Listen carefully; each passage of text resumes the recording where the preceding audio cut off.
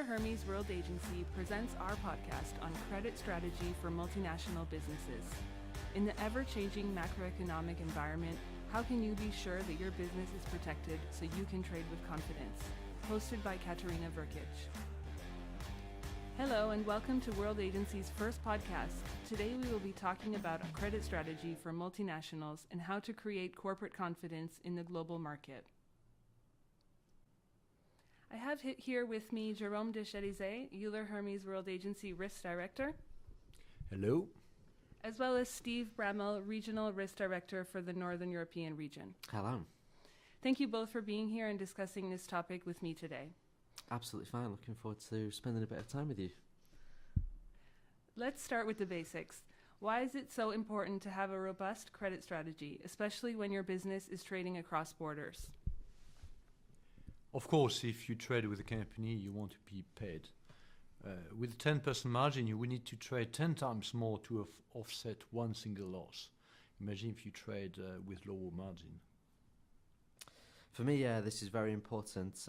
When you're looking to trade into unknown markets with unknown trading partners, you need to have a robust strategy.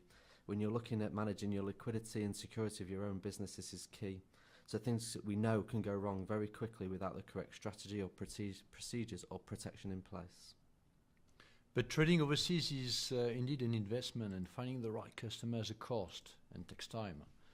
We believe that the customer with whom we can develop your business successfully in the midterm are among those with a good credit standing, and the same applies to domestic sales.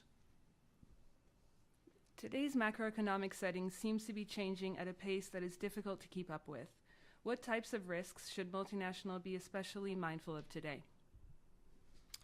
For me, the risk environment is shifting very quickly on lots of different levels. So when you're looking at the country risk, sector risk, individual buyer or supply chain risk, some of the things that I see as the most important are the level of corporate debt levels around the world.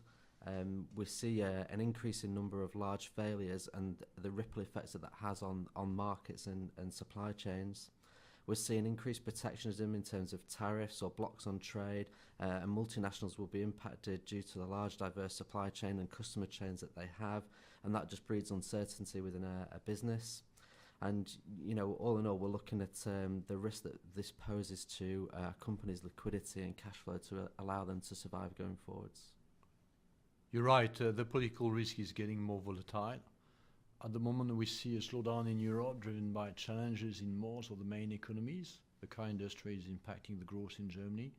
Brexit is impacting the UK economy. Italy is in recession and France is facing some social protest. Well, in the America, we'll watch out the potential slowdown later in the year of the US economy, and for different reasons, the same in China. So these three global economies somehow influence the global slowdown, but the volatility is rising everywhere. We saw it with the financial crisis hitting Argentina and Turkey last year.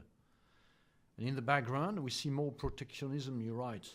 The rise in US tariff is the most of the example, but it could also materialize in license termination, sanctions, political violence, and this impacts suddenly and changes the business climate.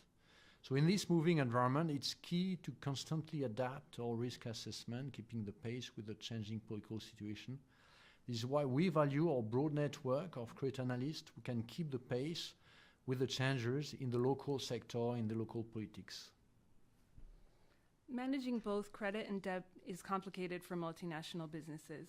How do they balance the need for robust credit management with the high investment costs to build strong controls across locations?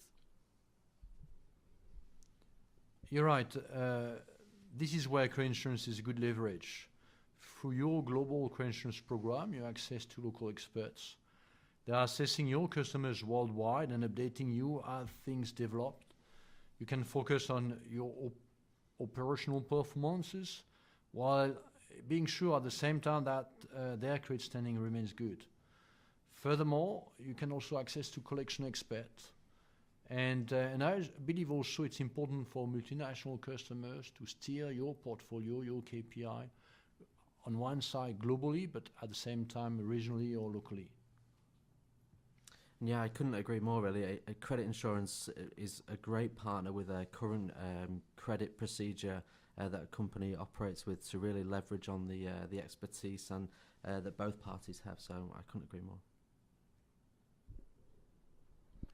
So, how can companies build an integrated framework to enhance their credit strategy and offer credit limits that their competitors can't match? So for me, the way that I look at this is sort of twofold. So companies can use an internal and external strategy on this. Internally, companies will have their own experience that they can build upon. For me, you should never change, but remain cautious in your approach. You can build upon what you know and what works well and what worked well in the past. You can test your own policies and procedures and make your own terms and conditions as robust as possible. Externally, I would always advise to explore what trading partners there are to work with who have experience in the markets and with the customers that you're looking to trade with. Utilising a credit insurer who has vast experience and lots of data within a market and on the customers that you're looking to trade with can be completely invaluable. You're right, Steve. If we look forward, I believe that big data is also offering a unique opportunity to upgrade the risk assessment and get the predictivity of default much more sharper.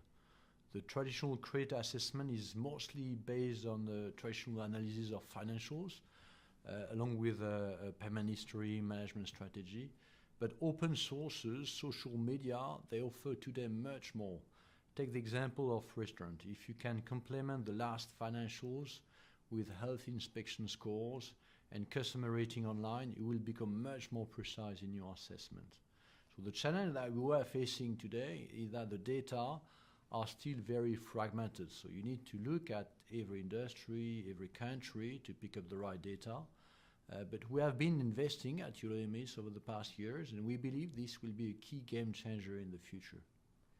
What advice would you give to a multinational company that is looking to enter into a new market with confidence? So for me, multinationals are inherently entrepreneurial. It's how they grow and how they've got to the position where they are in at that point. So for me, firstly, you would choose the market very carefully, depending upon a number of factors like the distance and the proximity to the country you're looking to trade with, the visibility that you have on the market and the knowledge that you've built up over the past. I would always say do your due diligence, do a robust risk assessment and review your procedures. And this can be all the way from a global credit policy down to individual buyer visits when you're looking to trade with a new company. And again, I would say it's always worth exploring new partnerships in the market, whether that be data providers or a credit insurer who can be invaluable when entering a new marketplace. You're right, and to secure your investment into entering a new market, I would suggest you'd better select the right partner to trade with, someone with solid and long-standing. A customer who will drive your development into the market and support your growth. One key element of credit management is creating protection and security for your business. What are the 3 key ways a multinational business can achieve peace of mind? So for me, I'm going to say use a credit insurer. Generally, like Jerome said previously, choose a partner that's been in the market for a long time. They have vast amounts of data, can help you trade with confidence. I would say internally build a robust credit management procedure manual, including how you set individual limits and the terms of trade that you would utilize.